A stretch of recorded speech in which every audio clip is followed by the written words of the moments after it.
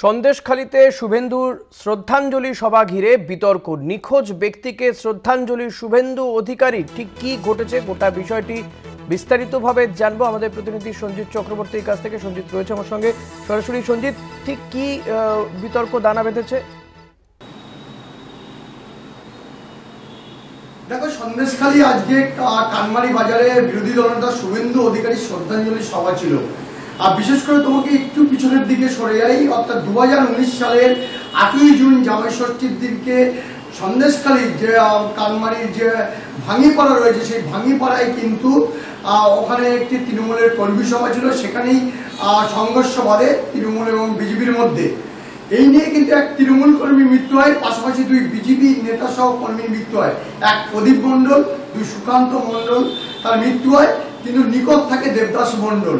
কিন্তু দীর্ঘ 6 বছর পরে, প্রায় যাওয়ার পরে কিন্তু এখনো কিন্তু নিখোঁজ দেবদাস মণ্ডলের কোনো কিন্তু খোঁজ পাওয়া যায়নি, অর্থাৎ সে জীবিত না মৃত।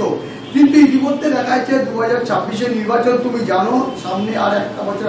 তার আগেই সন্দেশখালী আজকে যে কানমারি বাজার এলাকায় যে শ্রদ্ধাঞ্জলি সভা ছিল, বিরোধী দলনেতা এবং জেলা নেতৃত্ব ছিল, সেখানে কিন্তু বিশেষ করে প্রদীপ মণ্ডল, সুকান্ত মণ্ডল মৃত, পাশাপাশি তাদের পাশে যে নিখোঁজ দেবদাস মণ্ডলের ছবি দিয়ে কিন্তু সেখানে গলায় মালা পরিয়ে এবং পুষ্পার্ঘ দিয়ে ধূপ দিয়ে কিন্তু শ্রদ্ধাঞ্জলি জানানো হয় এবং শহীদের আখ্যা দেওয়া হয়। এই নিয়ে কিন্তু রীতিমতো কিন্তু দ্বন্দ্ব পড়েছে বিজেপির নেতৃত্বের মধ্যে। তারা দাবি করছেন, খোদ দেবদাস মণ্ডলের স্ত্রী সুপ্রিয়া মণ্ডল দাবি করেন মঞ্চ থেকে আসার পরে যে আমার স্বামীকে এখনো খুঁজে পাওয়া যাচ্ছে না, আমি বিচার চাই, যারা এই ঘটনা ঘটিয়েছে তাদের উপযুক্ত দৃষ্টান্ত চাই, কি শাস্তি চাই। কিন্তু তার পাশাপাশি এটাও বলেছেন, আমরা যখন প্রশ্ন করি তখন তিনি বলেন যে আমার স্বামী জীবিত বা মৃত, তাকে কি করে মৃত বলবো, মৃত বলে কি করে ঘোষণা করবো, কোট আন করে এই কথাটা কিন্তু নিখোঁজ দেবদাস মণ্ডলের স্ত্রী বলেন। এই নিয়ে রীতিমতো কিন্তু যথেষ্ট অস্বস্তিতে হয়েছে বিজেপি নেতৃত্ব। পাশাপাশি প্রদীপ মণ্ডল যে মৃত, তার যে স্ত্রী পদ্মা মণ্ডল বিজেপি নেত্রী, এবং পাশাপাশি দেবদাস মণ্ডলের বৌদি, তিনিও দাবি করেছেন যে দীর্ঘ 6 বছর হয়ে গেছে, এখনো দেবদাসের কোনো খোঁজ পাওয়া যায়নি, আমরা তাকে জীবিত বা মৃত কোনোভাবেই তার খোঁজ পাওয়া যাচ্ছে না। তাহলে প্রশ্ন উঠছে যে ঘটা করে যেভাবে শ্রদ্ধাঞ্জলি সভা করলো কানমারির যে বাজারে, বিশেষ করে বিরোধী দলনেতা, এবং তাদের শ্রদ্ধার্ঘ্য দেওয়া হলো এবং প্রচুর মানুষ সেখানে হাজির ছিল, তাহলে কি কোনো একটা জায়গায় 2026-এর নির্বাচনের আগে কিন্তু এই ধরনের রাজনীতি করা হলো? এটা নিয়ে রীতি খোদ অস্বস্তিতে বলে বিজেপি নেতৃত্ব। এছাড়া সুপ্রিয়া মণ্ডল, বিশেষ করে নিখোঁজ দেবদাসের স্ত্রী যেটা দাবি করেছেন, তিনি রীতিমতো অস্বস্তিতে পড়েছেন। তাকে সঙ্গে পাশে বসিয়ে এবং মঞ্চে যিনি পদ্মা মণ্ডল এবং সুকান্ত মণ্ডলের মা কিনুবালা মণ্ডল মঞ্চে উপস্থিত ছিল, এমনকি নিখোঁজ দেবদাস মণ্ডলের স্ত্রী সুপ্রিয়া মণ্ডল ছিল, তাকে পাশে বসিয়ে বিরোধী দলনেতা তিনি দাবি করেছেন যে 3 জন শহীদ হয়েছেন, অর্থাৎ 3 জন খুন হয়েছে, এই তাদেরকে শ্রদ্ধার্ঘ্য নিবেদন করুন, এর প্রতিবাদ শাস্তি চাইছি। এর সঙ্গে যারা জড়িত রয়েছেন এবং যারা রয়েছে তাদের দৃষ্টান্তমূলক শাস্তি, অর্থাৎ ফাঁসির দাবি জানিয়েছেন। এই যে নিখোঁজ ব্যক্তির প্রতি শ্রদ্ধাঞ্জলি জানিয়েছেন শুভেন্দু অধিকারী, শুভেন্দু অধিকারীর কোনো রিয়াকশন কি পাওয়া গেছে? পরবর্তীতে কি এটা জানতে চাওয়া হচ্ছে তার কাছ থেকে?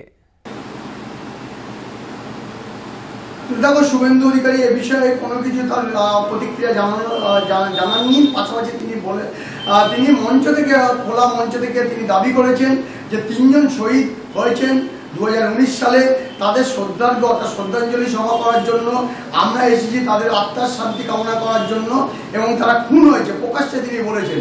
সব মিলিয়ে কিন্তু যথেষ্ট অস্বস্তিতে পড়েছে। এছাড়াও এই নিয়ে কিন্তু সুপ্রিয়া দেবী যে নিখোঁজ দেবদাসের স্ত্রী, তিনিও কিন্তু আমরা যখন প্রশ্ন করেছিলাম তিনি অনেকটা হতাশাগ্রস্ত। তার মুখে চোখে, তার হাতে রয়েছে শাখা পলা, মাথায় টিপ রয়েছে, লাল টিপ রয়েছে, এবং শাখা পলা অবস্থায় মাথায় টিপ পরা হয়। তার স্বামীকে তাকে শ্রদ্ধার্ঘ্য দেওয়া হচ্ছে, গলায় মালা পরানো হচ্ছে। কোনো একটা জায়গায় অসম্মানিত হয়েছে বলে মনে করছে সমাজ, নারী সম্মান, এটাও কিন্তু মনে করা হচ্ছে। আর পাশাপাশি যেটা হচ্ছে, তিনি বারবার এটা দাবি করছেন যে আমি আমার স্বামীর বিচার চাই, অর্থাৎ বিশেষ করে সেখানকার। অনেক ধন্যবাদ সঞ্জিত। কথা বলছিলাম আমাদের প্রতিনিধি সঞ্জিত চক্রবর্তীর সঙ্গে। নিখোঁজের প্রতি শ্রদ্ধাঞ্জলি শুভেন্দু অধিকারীর, বিরোধী দলনেতার এহেন কর্মকাণ্ডে কিন্তু বিতর্ক দানা বেঁধেছে। সন্দেশখালীতে এই ঘটনা ঘটেছে। আমি তো সে চলে গেছে, আমি কিভাবে আশা করি? 8 বছর হয়ে গিয়েছে, এখনো তো আমার স্বামী ফিরলো না। আমি শাহজাহান শেখের কাদের মোল্লার শাস্তি চাই। আমি সেটা না খুঁজে পাইনি, আমি কিভাবে বলবো সে মৃত কি জ্যান্ত? না পেলে আমি তাকে তো জন্য আমার স্বামী খোঁজ যতদিন না পাচ্ছে আমি মৃত বলে ঘোষণা করছি না। চলে যাচ্ছে না, আমার স্বামীর বডিটা এখনো পাইনি আমি, তাহলে মৃত বলে আমি কিভাবে ঘোষণা করবো?